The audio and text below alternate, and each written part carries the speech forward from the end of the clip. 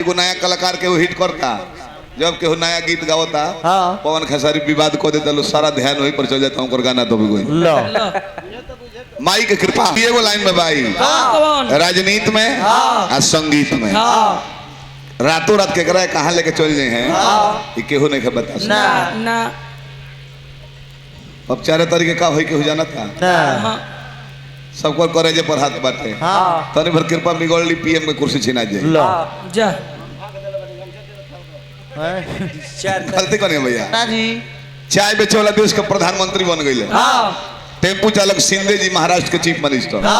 द्रौपदी मुर्मू राष्ट्रपति बाड़ी बाड़ी उन्हीं के जिला कहो बबू हमें झलिया बजावता रहे यार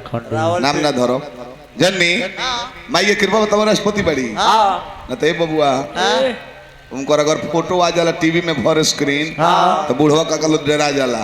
कि भाई वोल्टेज कम हो गल का अनहार